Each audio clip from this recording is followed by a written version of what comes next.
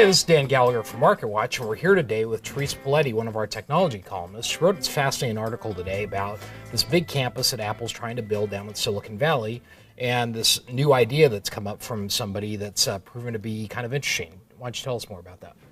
Sure. This historian named David Grealish in Atlanta, he has decided that Apple should have a visitor center to deal with all the hordes of people that are going to be coming to the new Spaceship campus. And something that's not really in the plans, at least that we know of right now, to have such a thing. Right.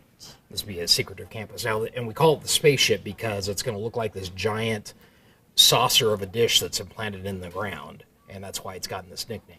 Yes, it's like a big, giant donut of all glass and steel, and it's going to be pretty huge, and it's going to be a big, iconic building. Well, it sounds like a visitor center doesn't seem to be that controversial of idea, but this one has generated a little bit of controversy. Why is that?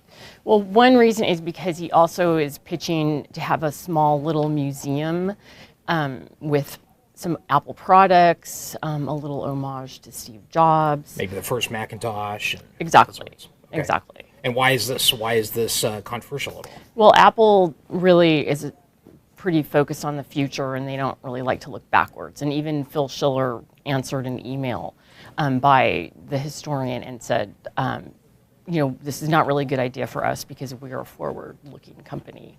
Fascinating. Well, certainly they like to keep their focus on what they're doing rather than the past. However, what's going to set this apart? I mean, this is going to be kind of a unique building in the neighborhood of Silicon Valley corporate offices, right? Exactly, because compared to all the other boring sort of tilt-up, bland research campuses, it's going to really stand out.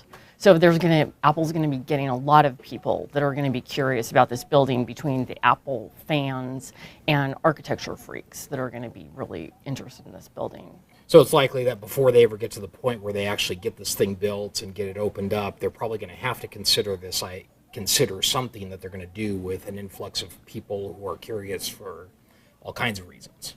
It seems like it. I think they probably should have some sort of plan to deal with the interested people. I mean, even Steve Jobs, when he made his presentation to the city of Cupertino, he even said he expected architecture students would be very curious about visiting the new campus. So we'll see what happens. We certainly will. It'll be a few years, but it'll be interesting to see how they approach that problem.